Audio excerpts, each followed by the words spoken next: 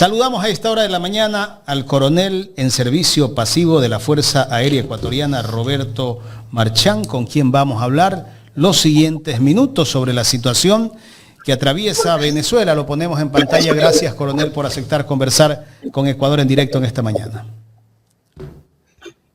Muy buenos días, Carlita, muy buenos días, Jaime, y a todas las personas que nos escuchan. Muchas gracias por la invitación. Coronel, bueno, la situación que está viviendo Venezuela creo que nos debe preocupar a todos, ¿no? Porque por las declaraciones que ha hecho el presidente Donald Trump, ya ha dicho que están pensando en hacer lo mismo con Colombia, con México, con Canadá, con Cuba, y ya Groenlandia pues prácticamente ya le ponen la bandera de los Estados Unidos. Así es, Jaime. Yo creo que para empezar con esta conversación, creo que hay tres cosas que quedan absolutamente claras después de lo que ocurrió el 3 de enero, que es algo que ya se veía venir de alguna manera. El primero es el fin, creo yo, del derecho internacional. Recordemos que en el ámbito internacional la relación entre los estados, sobre todo en el pasado siglo XVIII, siglo XIX, era una relación caótica hasta cierto punto, porque no existía un entramado legal entre los estados que ponga freno a los que quieren ejercer el abuso del poder. Y esto finalmente nos llevó en el siglo XX a las dos grandes guerras mundiales. La Primera Guerra Mundial, ustedes conocen, la Segunda Guerra Mundial. A partir de la Segunda Guerra Mundial, el mundo quiso cambiar, o dio la apariencia de querer cambiar, y crear un entramado de legalidad que se conoce como el derecho internacional humanitario, para poder controlar precisamente los abusos del poder entre los estados. Y lo que estamos viendo que está ocurriendo ahora con esta reconfiguración del poder en el mundo, donde Estados Unidos está dejando de ser el poder hegemónico y se está en una lucha por tratar de mantener algo de este poder, que nuevamente está ejerciendo el poder arbitrariamente y dejando de lado todo lo que se había construido, todos los entramados jurídicos, porque todo lo que se ha hecho, todo con lo que se ha actuado desde antes, con los ataques a las embarcaciones en el Caribe, por ejemplo, el asesinato, porque eso no tiene otro nombre que el asesinato de más de 100 personas en estas lanchas en el Caribe, ya rompían con el derecho internacional. Pero lo que se ha hecho ahora, que es el ataque a un Estado soberano, es ya, creo yo, el corolario final del rompimiento con lo que se había construido y con la idea de algún tipo de justicia a nivel internacional en que los Estados nos podamos ver la cara y vernos de igual a igual.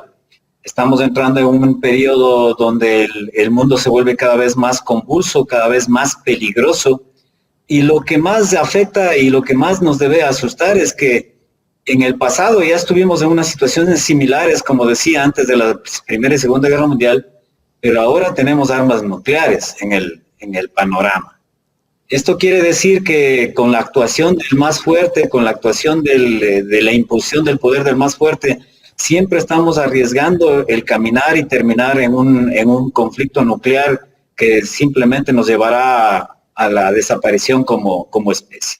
Es decir, la política, la búsqueda del poder de las clases políticas, de las clases dominantes de ciertos países, especialmente de Estados Unidos, están acercándole al mundo cada vez más a una debacle de características nucleares. Esa como primera cosa. La segunda cosa que deberíamos considerar, que es un hecho, creo yo, consumado, es el fin de un Estado constitucional de derecho en Estados Unidos.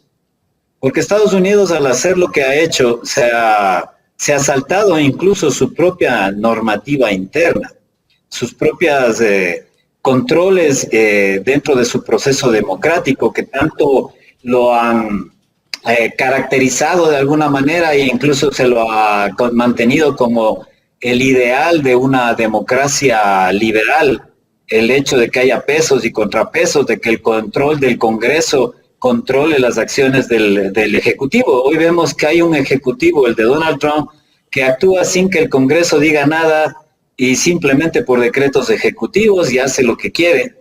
el hecho, por ejemplo, de los asesinatos en el Caribe a las embarcaciones era un hecho totalmente en contra de todas las leyes, reglas, incluso de las leyes y reglas internas de Estados Unidos.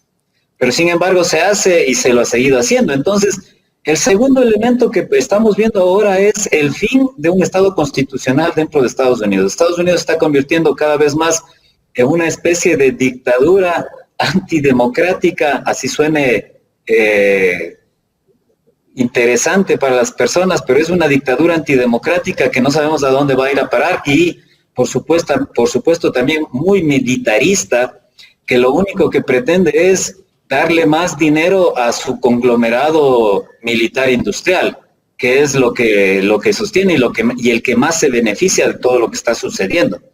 Recordemos que el mismo Donald Trump en su última campaña, una de las argumentos por los que ganó el poder nuevamente era de que él se iba a ir en contra de este entramado neoconservador que había abierto batallas y guerras en todo el mundo y que él no iba a abrir ninguna otra guerra en el mundo.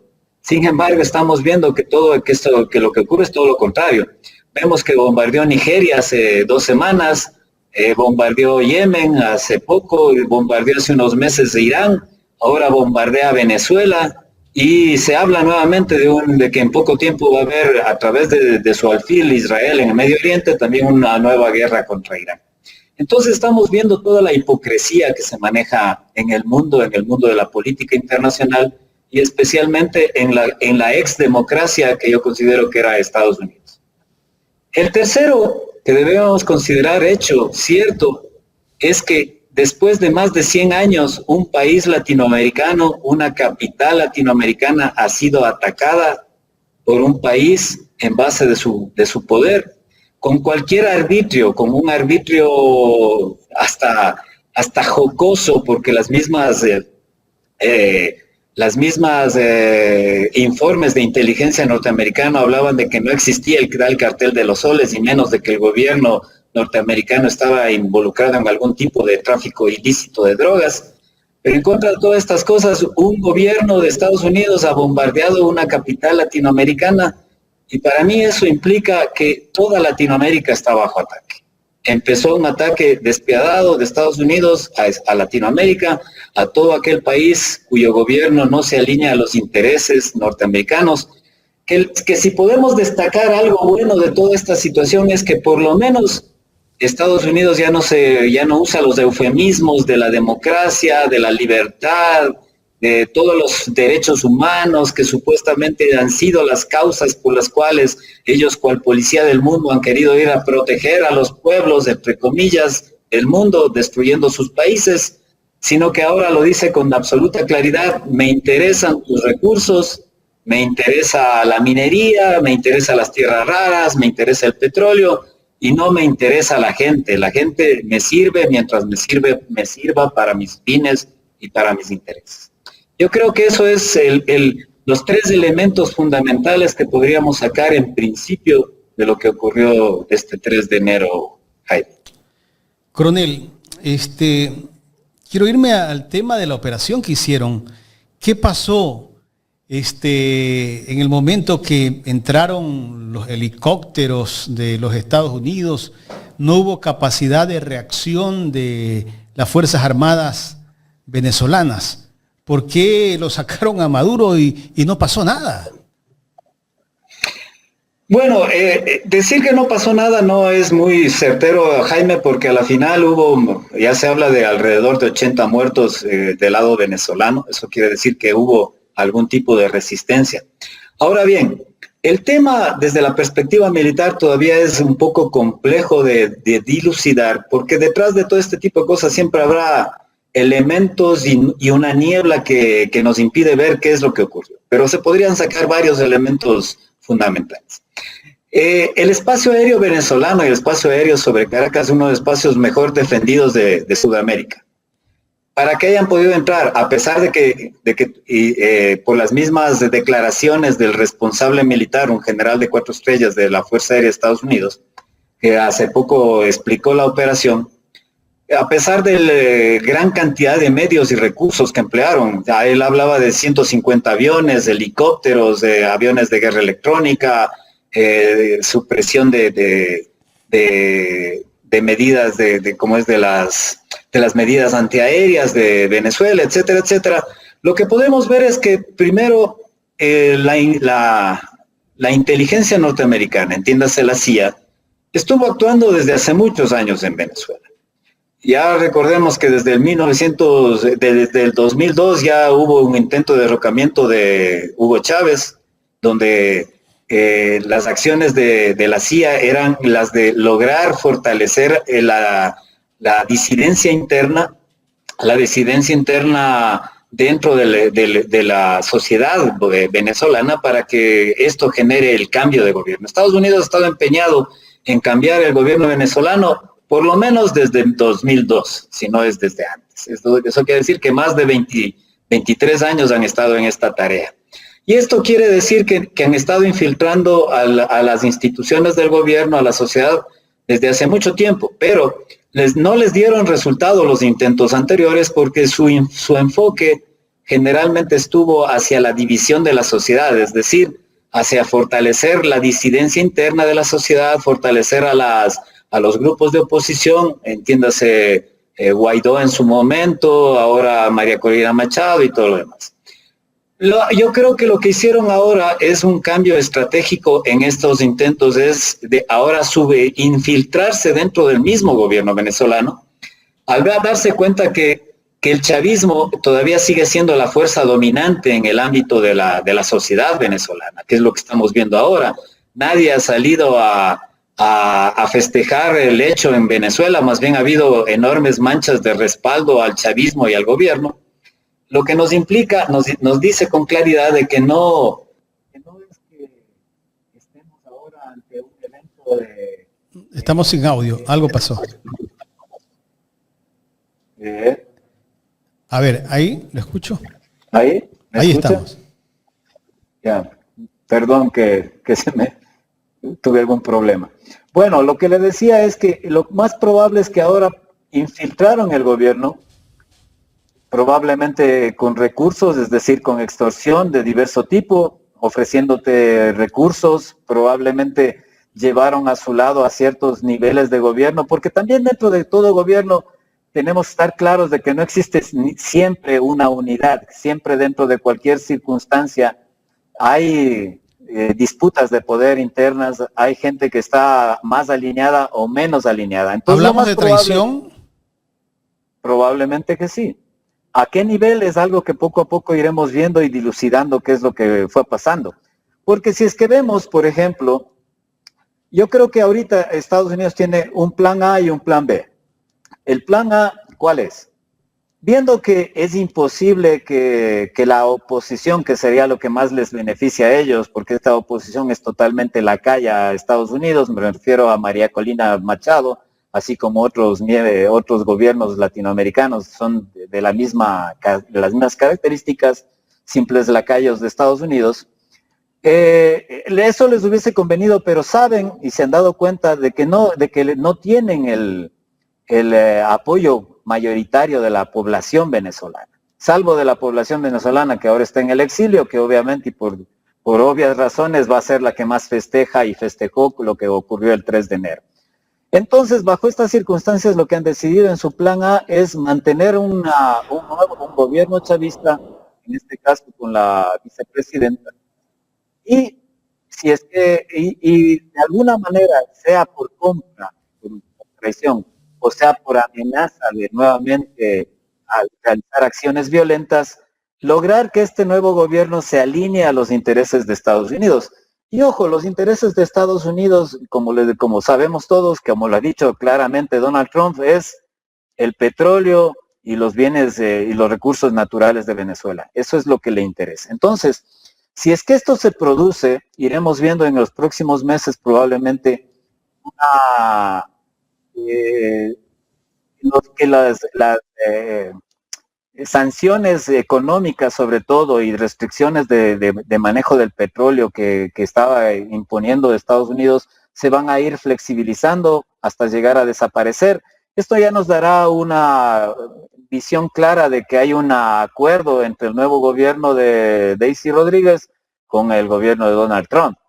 y probablemente implicará un alineamiento a los intereses de Estados Unidos. A saber hasta dónde, eso es algo que todavía está por entenderse.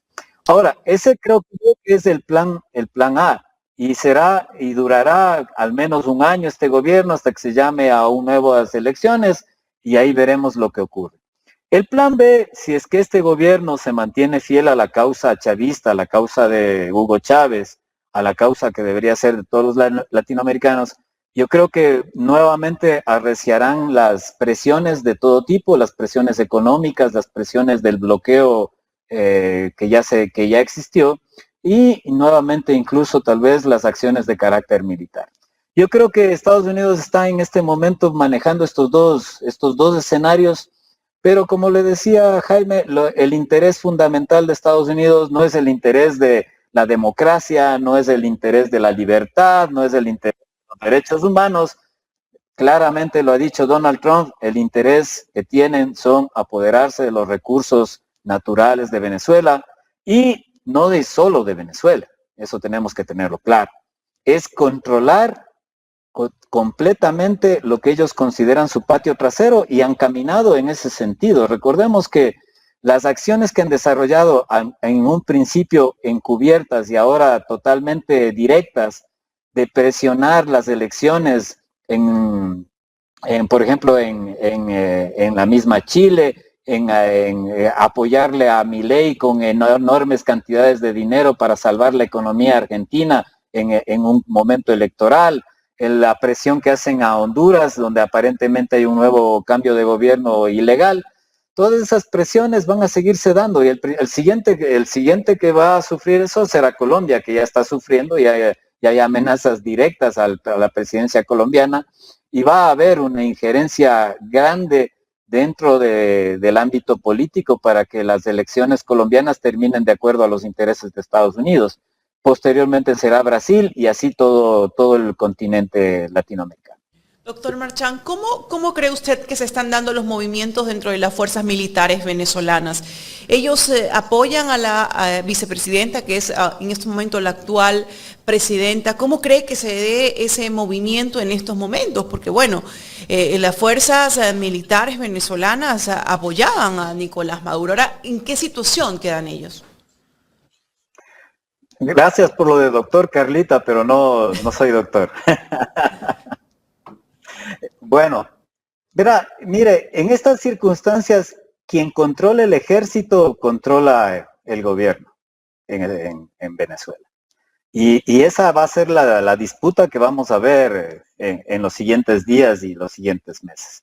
Hay varios escenarios. El primer escenario puede ser una disolución de las Fuerzas Armadas, y entraríamos en una situación de caos total en Venezuela, porque si llegan a disolverse las Fuerzas Armadas, que es el ente de poder más grande que puede tener ahorita Venezuela para controlar la situación, va a haber caos, un caos general, como ha ocurrido ya en otros lugares donde ha intervenido Estados Unidos. Por ejemplo, Libia, se me ocurre, donde se anularon a las fuerzas militares y se crearon facciones de diverso tipo que combatieron entre ellos, es decir, una guerra civil. Esa puede ser una opción, que yo no la creo posible, porque precisamente vemos que de alguna manera se ha respetado el orden constitucional, entre comillas, para que asuma la vicepresidenta. Y le vemos al ministro de Defensa, que es el hombre fuerte de las Fuerzas Armadas, que es el general Padrino López, que se mantiene en su puesto y mantiene el control de las Fuerzas Armadas.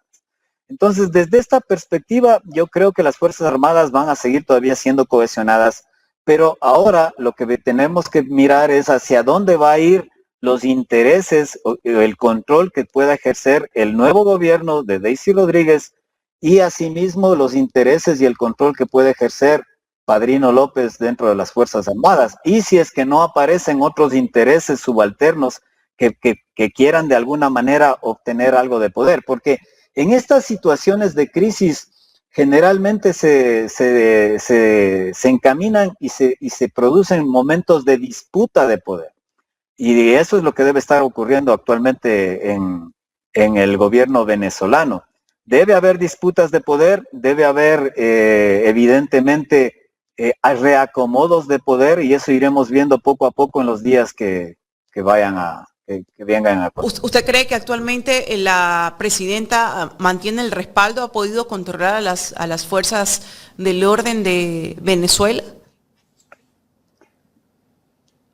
Carlita, aparentemente sí, de acuerdo a las declaraciones que han dado. El día de ayer dio declaraciones del ministro de Defensa, Padrino López. Las Fuerzas Armadas también se pronunciaron, manteniendo obviamente la retórica de subordinación al gobierno legítimo de Nicolás Maduro, pero todos sabemos que con el presidente fuera, encarcelado en una cárcel de Estados Unidos, el poder queda vacante.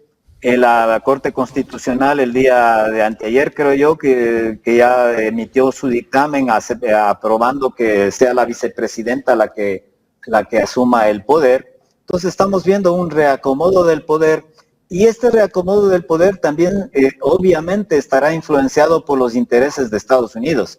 ¿A qué me refiero? A que Estados Unidos, dentro de las facciones que se puedan estar dando dentro del gobierno venezolano en este momento, apoyará probablemente aquel que le beneficie más a sus intereses, sea la facción de Daisy Rodríguez, sea la facción del militar, de Padrino López, o alguna otra facción. La que sí queda totalmente descartado, al menos por el momento, es la facción de María Corina Machado y los supuestos y la supuesta legalidad que han querido ellos mantener, o esa imagen de que están buscando la democracia y todo lo demás. Este es simplemente un juego de intereses geopolíticos y un juego de intereses internos. Lastimosamente, el último que tiene voz y voto aquí suelen ser los pueblos. Coronel, ahora, hablábamos de esta intervención o este secuestro desde el punto de vista que se lo ve a Venezuela, y se habla, ¿no?, de cómo ingresaron, se habla de traición, pero para que haya existido cualquiera de las dos cosas tiene que haber gente de adentro, de las fuerzas militares, de la seguridad del presidente Maduro, que apoyó a aquello. En función de eso, que fueron presionados, convencidos, hay intereses de por medio. ¿Cómo se pudo haber dado este tratamiento?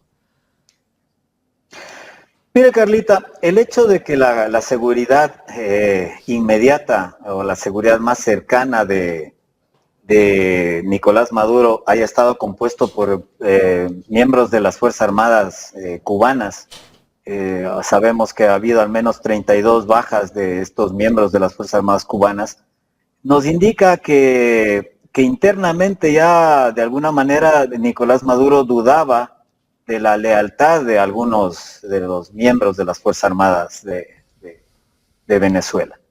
Y esto se explica porque, como le decía, Estados Unidos lleva haciendo acciones internas por la CIA dentro de Venezuela desde hace más de 20 años, por no decir todo el tiempo. Y es muy probable que haya habido compra de conciencias de diverso tipo. Usted puede comprar una conciencia por varias cosas, de varias formas. Por alineamiento ideológico, que son las que menos suelen ocurrir, o por alineamiento financiero, es decir, cuánto le ofrecen a usted para que usted revierta esa situación. Aquí hay un hecho interesante que alguna vez le escuché yo a un miembro de la CIA de Estados Unidos, que decía que, por ejemplo, en Cuba es muy difícil comprar a los miembros, a los generales cubanos, porque los generales cubanos decían, ¿y yo qué hago con tanto dinero si aquí en Cuba no lo puedo utilizar? Porque Cuba de alguna manera se blindó ante estas circunstancias. Sí puedo tener dinero, pero no, ¿qué me sirve si no lo puedo usar? Venezuela, en cambio, no es así. Venezuela es un país relativamente abierto, un país donde el tener dinero, y en las circunstancias económicas con las que está padeciendo, culpa del bloqueo de Estados Unidos, por supuesto, pero en las circunstancias económicas el tener gran cantidad de dinero me puede facilitar la vida para mí y toda mi familia. Entonces hay unas motivaciones diferentes para aceptar este tipo de situaciones. Entonces yo creo que aquí es claro el trabajo interno que ha estado realizando la CIA para convencer para llevar a su lado, para poner lo que se conoce, poner en su nómina a varios miembros de las cúpulas militares y probablemente van varios miembros de las cúpulas políticas del gobierno venezolano. Ahora, ¿cómo ve usted de las posiciones, por ejemplo, de Rusia, de China, después de la intervención en Venezuela?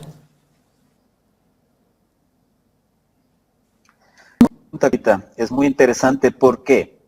Porque estamos en un mundo que se está moviendo en un ámbito geopolítico dramático, cada vez más dramático, porque estamos haciendo una transición de un mundo unipolar donde había una gran superpotencia que hacía de policía mundial a un mundo multipolar donde están apareciendo nuevos actores con enorme poder. Y en este transcurso hay un concepto en las ciencias sociales que se llama la trampa de Tucídides, que quiere decir que cuando hay un poder emergente que amenaza al poder constituido, es muy probable que estos dos poderes entren en conflicto y entren en una guerra. Esa es la trampa de Tucídides. Entonces, estamos en un mundo que por estas mismas circunstancias puede caer en un conflicto. Entonces, las superpotencias o las grandes potencias siempre van a manejarse con cierto nivel de precaución ante lo que ocurre dentro de las órbitas de influencia de cada uno de los países. ¿A qué me refiero? De que China y Rusia, obviamente lo que ha sucedido, lo que está sucediendo en el gobierno venezolano va a ser algo que no les agrade, que por varias razones, por razones políticas a Rusia, por razones económicas a China. Recordemos que China tiene grandes inversiones y tenía acuerdos de provisión de petróleo con China para los próximos años, algo que probablemente va a cambiar porque el petróleo venezolano probablemente se va a dirigir a la costa del Golfo de Estados Unidos, donde las refinerías están adaptadas para el uso del petróleo venezolano. Eso es algo que hay que saberlo. Entonces, las superpotencias como China y Rusia, si bien no les va a gustar y no les gusta y han hecho ya declaraciones retóricas en contra de esta situación, pero no van a realizar, creo yo, acciones inmediatas o acciones de fuerza o acciones de poder, porque a su vez ellos también se cuidan de lo que Estados Unidos puede realizar en cada uno de sus ámbitos de acción. Recordemos que Estados Unidos está muy implicado en la guerra de Ucrania contra Rusia, o de Rusia contra Ucrania, depende de cómo lo veamos, y por supuesto está también muy involucrado en tratar de sostener el gobierno de Taiwán para evitar que China unifique al Estado chino. Entonces, todas estas circunstancias lo que nos están llevando a una situación también peligrosa, porque también los gobiernos, y aquí debe haber cada uno de estos gobiernos analizará hasta dónde va a llegar y qué es lo que puede hacer. Pero si estos gobiernos ven que Estados Unidos, sin ninguna influencia de Rusia, como es Ucrania, o en la zona de influencia de China, como es Taiwán, ellos también podrían intentar influir en la zona de influencia de Estados Unidos, que para Estados Unidos es todas las Américas. Entonces, este es un juego geopolítico que se irá desenredando de alguna manera de a poco, pero que lastimosamente, como le decía al principio Carlita, nos aproxima cada vez más a un mundo cada vez más peligroso, donde el uso de armas nucleares siempre estará ahí pendiente y presente, y cualquier mal cálculo de estas superpotencias es algo que nos puede llevar a la perdición como humanidad en general. Lo que sí está dejando claro esto para todos los gobiernos, Carlita, ya lo dijo Vladimir Putin, es que Estados Unidos ha abierto una caja muy peligrosa, porque ha abierto la puerta a que cualquier país, porque tiene el poder, pueda intervenir en la órbita consideran su órbita de influencia en otro país, secuestrando presidentes o bombardeando sus capitales, sus ciudades, algo que el día de mañana lo puede hacer China con Taiwán, y no creo que de Estados Unidos debería quejarse, o lo puede hacer Ucrania, como es Rusia, con Ucrania, con Moldavia o con cualquier país de su frontera que no le guste el gobierno que está teniendo. Entonces, se ha abierto una puerta muy grande, y lo que ha hecho también es de que el mundo se dé cuenta, unas palabras de Dmitry Mendeleev, que es uno de los hombres fuertes de Rusia, que decía que esta nos deja claro que la única manera que tienen los estados para proteger sus intereses es fortalecer sus fuerzas militares y alcanzar la necesidad y tener y alcanzar la posibilidad de tener armas nucleares. Es decir, estamos entrando en un ciclo de armamentismo mundial donde la única forma de que yo me pueda proteger es acumulando poder militar, y estamos entrando en un nuevo ciclo de armamentismo nuclear que obviamente le vuelve al mundo cada vez más y más peligroso.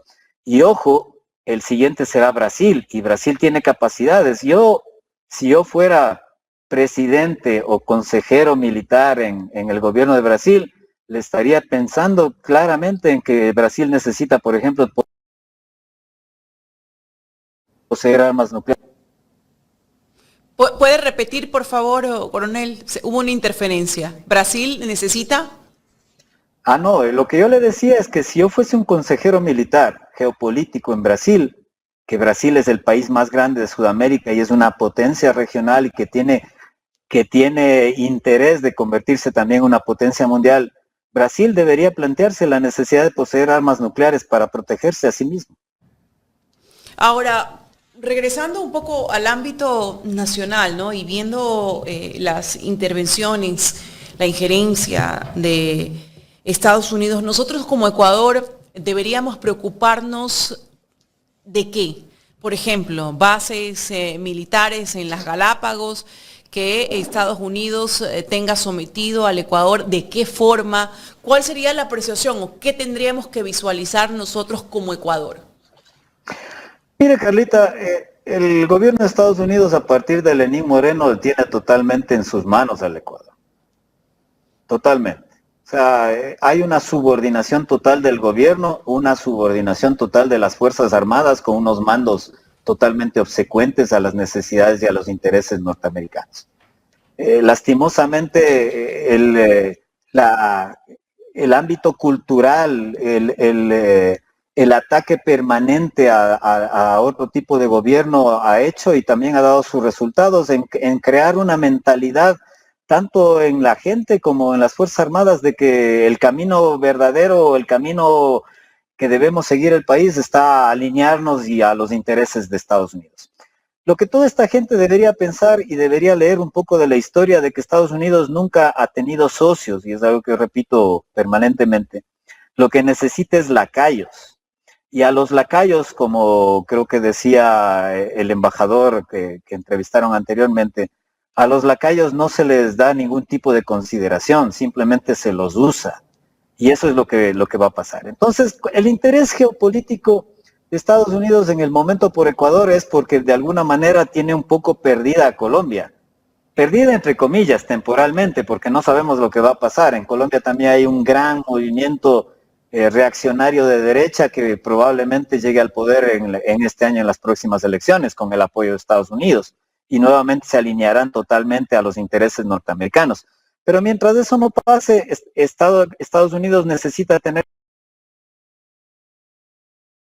controlar de alguna manera también a Colombia. Y por supuesto, como yo he sostenido muchas veces, el real interés de Estados Unidos también es tener bases militares en Galápagos. Y de hecho ya tiene el uso de las Galápagos, pero su aspiración es tener ya una base de carácter permanente, porque desde Galápagos puede controlar todo lo que implica el Pacífico Sur, puede controlar todo lo que implica los intereses chinos. Recordemos que China abrió hace poco el puerto de Chancay en el Perú.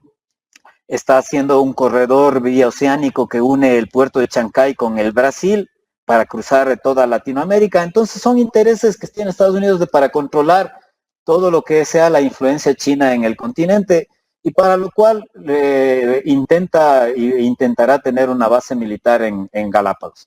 Por eso es que el gobierno fue su único interés de este tema de las bases militares, que lo vendió a la gente como la posibilidad de tener colaboración en contra del crimen organizado que nos está afectando, que toda esa retórica, cuando el real interés era darle a Estados Unidos que tenga una base permanente aeronaval en las Galápagos. Ese es el único interés. Entonces, probablemente lo que nos espera a nosotros como país, mientras tengamos este tipo de gobiernos, mientras los pueblos latinoamericanos no logren deshacerse de las élites cipayas que tenemos, que nos han gobernado por casi 200 años desde la independencia, es seguir ajustados a los intereses de Estados Unidos, nada más. Coronel, ya en la recta final de este diálogo, justamente estaba viendo que hay 10 empresas petroleras de los Estados Unidos que han aumentado su capital bursátil este fin de semana después de el secuestro al presidente Nicolás Maduro. Sí, Jaime, es que eso es un hecho. Empresas petroleras. Así es, la capitalización bursátil, de hecho este lunes en Wall Street subieron todas las acciones de las grandes empresas, de las 10 grandes empresas petroleras del mundo, subieron su capitalización bursátil. ¿Por qué? Porque el mercado, los agentes del mercado ven con claridad de que esto les va a favorecer a estas empresas, porque el petróleo venezolano va a ser entregado en gran parte o totalmente nuevamente a estas grandes empresas norteamericanas, la gran mayoría, otras son de Inglaterra, otras son de Países Bajos, etcétera, etcétera. Entonces, esto nos deja ver con mayor claridad cómo los agentes del mercado se dan cuenta y ven que esto es un tema de petróleo, esto fue absolutamente un tema de recursos, que a la gente inocente de porque desconoce por su ignorancia, y a otras que simplemente son lacayos, le vendieron la idea de que esto se hacía en aras de la democracia, de la libertad, de los derechos humanos, cuando todo lo que existe detrás de esto es intereses económicos e intereses geopolíticos de acumulación de poder. Esa es la cruda realidad que vivimos, Jaime. La última inquietud, coronel. Cuando llega el presidente Nicolás Maduro a los Estados Unidos, se le nota a él su rostro tranquilo. Eso demuestra que él tal vez no tenga ningún tipo de vínculos, como por ahí lo acusan con el narcotráfico. Incluso fue saludando a los miembros de las Fuerzas Armadas que lo llevaban detenido, los que iban recibiéndolo al presidente Nicolás Maduro, les estaba saludando con el feliz año. Mire, Jaime, si es que aceptamos que Estados Unidos todavía tiene un poder judicial autónomo, todas las acusaciones que tiene Nicolás Maduro, que fueron construyendo desde el 2020, recordemos que las primeras acusaciones ya se hicieron en el 2020, y han tratado de ir construyendo esta retórica, estas acusaciones, que no son más que acusaciones. Recordemos que también un principio fundamental, nadie es culpable antes de que se lo demuestre. Si es que aceptamos que este Poder Judicial todavía sigue siendo autónomo, Nicolás Maduro deberá salir libre en corto tiempo, si es que todavía se mantiene autónomo, porque las acusaciones son terriblemente risibles. Incluso una de las acusaciones es que tiene por posesión de armas, no en función de la ley, alguna ley internacional. A eso voy. No es porque posea una arma ilegal, ojo, basada en la ley interna de Venezuela, porque el presidente de cualquier país o un ciudadano de cualquier país puede poseer una arma en función de las leyes internas. Si es que yo tuviera una arma, yo la poseería en base a las leyes ecuatorianas. Pero no, le acusan al presidente Nicolás Maduro de poseer una arma y algo que va en contra de una ley de 1830 de Estados Unidos. O sea, le acusan a un presidente de un Estado soberano en base a una ley norteamericana de hace más de 100 años. Entonces, son acusaciones que no tienen ni pies ni cabeza, totalmente risibles. Y si es que, como vuelvo a decir, si todavía existe un poder judicial, que ya dudo que sea así del todo, en Estados Unidos que sea independiente, probablemente Nicolás Maduro debería ser sobreseído de todas estas acusaciones. Pero eso es algo que vamos a tener que ver en los próximos meses. Es algo que vamos a tener que ver en los próximos meses. Nos dirá qué es lo que está pasando, porque si es que no es así, y de alguna manera ocurre lo que hicieron con Noriega, que lo condenaron a 40 años de prisión. Recordemos a Noriega de Panamá. Y ocurre eso, simplemente nos daremos cuenta de que en Estados Unidos ya lo que yo ya había dicho, ya dejó de ser un Estado constitucional de derecho y se ha convertido en una dictadura militarista y violenta nuevamente. Coronel, quiero agradecerle por su tiempo para esta entrevista interesante, conversar con usted y hacer el análisis de la geopolítica. Muchas gracias, Jaime, muchas gracias, Carlita, y que tengan un buen día. Coronel, muchísimas gracias por su exposición en este espacio informativo. Y así es, analizando para Ecuador y para el mundo entero la situación que vive en estos momentos Venezuela, esa intervención por parte del gobierno estadounidense, el secuestro del presidente Nicolás Maduro. Bueno, yo creo que ya no es secuestro, porque bueno, sabemos dónde está, ¿no? Está preso, ¿no? Habrá que ver, ¿no? Dentro de la normativa estadounidense, cuáles son las pruebas que realmente le evidencian, ¿no? Para determinar que él es el líder del cartel de los soles, para sentenciarlo como un narcotraficante, como lo manifiestan que es. ¿Dónde están las pruebas? ¿Cogiste algún barco con droga? ¿Dónde están las pruebas? ¿No? Yo creo que esa es la pregunta que tenemos que hacernos. ¿Dónde están las pruebas? Pero te la fabrican también, Carla, ¿no? Te la fabrican, ¿no? Ya hemos visto acá en Ecuador cómo actúa la justicia, y creo que esa tendencia no es solo acá, sino es ya, pues ya sabemos de dónde viene, ¿no? Pero bueno, así está el continente, así que hay que preocuparse. No crean que lo que le pasó a Venezuela solamente es Venezuela. Esto puede venirse una escalada de otros países donde pueden darse intervenciones como se dio el sábado en nuestro hermano país.